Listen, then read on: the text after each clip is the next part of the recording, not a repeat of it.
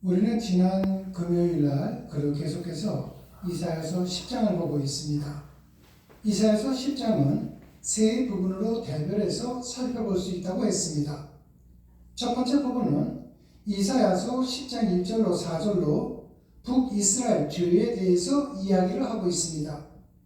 그리고 두 번째 부분은 이사야서 10장 5절로 19절로 드디어 북이스라엘 죄에 대한 하나님의 심판이 다가왔습니다.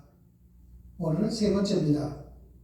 오늘 세 번째 10장 20절에서 34절까지 말씀입니다. 열왕기상에는 엘리야가 갈멜산에서 바알 선지자와 대결을 한 후에 이세벨 여왕의 위협에 겁을 먹고 광야로 피신을 합니다. 그리고 그 이후에 하나님의 도우심으로 호렙산에 이르러 하나님과 대화하는 장면이 나옵니다.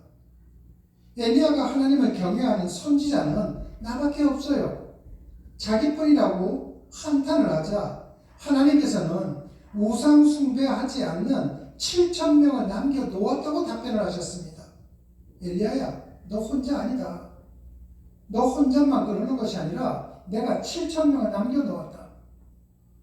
이와 마찬가지로 아수르에 의해 이스라엘이 비록 멸망할지라도 하나님께서는 끝까지 제국의 권력이나 우상 숭배에 넘어가지 않은 신실한 믿음의 소유자인 남아있는 자들이 있을 것이라고 말씀을 하셨습니다. 하나님께서는 남은 자들을 향해 아수르 역시 자신의 교만으로 인해 심판을 받을 것이기에 이들을 두려워하지 말라고 당부하셨습니다.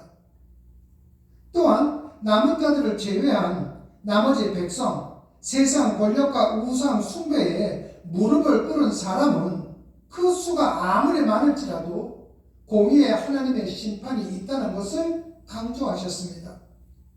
우리는 때때로 이렇게 얘기합니다. 아무리 하나님이라도 이 많은 사람들을 어떻게 할 것이냐고요.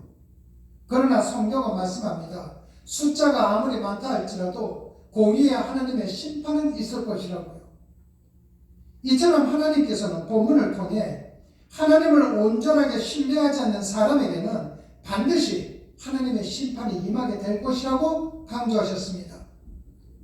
그리고 동시에 아수르를 멸하실 것을 강조하시는데 그 이유는 바로 이스라엘 백성들로 하여금 회개를 하고 다시 하나님께로 되돌아오게 하기 위한, 즉 한 명이라도 남은 자의 대열에 합류시키기 위해서입니다. 어항 속의 물고기를 보십시오. 어항 속에 있는 물고기가 좁디 좁은 어항의 불평을 갖고 바깥 세상을 동경해서 어항에서 나왔다면 어떻게 되겠습니까? 좁은 어항에서 나와서 넓은 바깥 세상에 나왔지만은 물고기는 오래 살지 못하고 죽게 되어 있습니다.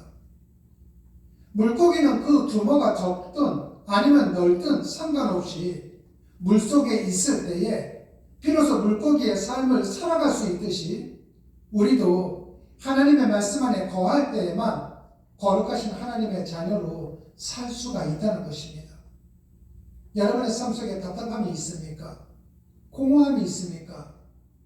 그러나 그 환경을 보지 마시고 어떤 환경 속이든 하나님 안에 거하는 것을 우선으로 두고 사십시오. 그때만이 여러분은 진정으로 살아갈 수 있다는 것입니다. 여러분 모두 다가 끝까지 하나님 안에서 살아가는 참다운 하나님의 백성들이 되시기를 주님의 이름으로 축원합니다. 기도하시겠습니다. 하나님 아버지 감사합니다. 하나님께서 하나님의 자녀답게 살라고 하나님의 말씀을 주셨음에도 아직도 세상적인 욕망에 휩싸여 하나님의 섭리하심을 깨닫기보다는 우리에게 다가오는 상황에 휩싸여 세상 것으로 인해 두려움과 걱정과 근심을 가슴 가득 쌓아놓고 살아가고 있음을 주님 앞에 고백하며 회개합니다. 하나님 아버지, 상황을 바라보며 두려워하기보다는 상황 너머에 계신 하나님을 바라보며 하나님의 자녀된 우리를 위해 역사하고 계시는 그 하나님의 뜻을 올바로 구분하며 살아갈 수 있도록 성령님께서 도와주시옵소서. 주님 고맙습니다. 예수님 이름으로 기도드렸습니다. 아멘.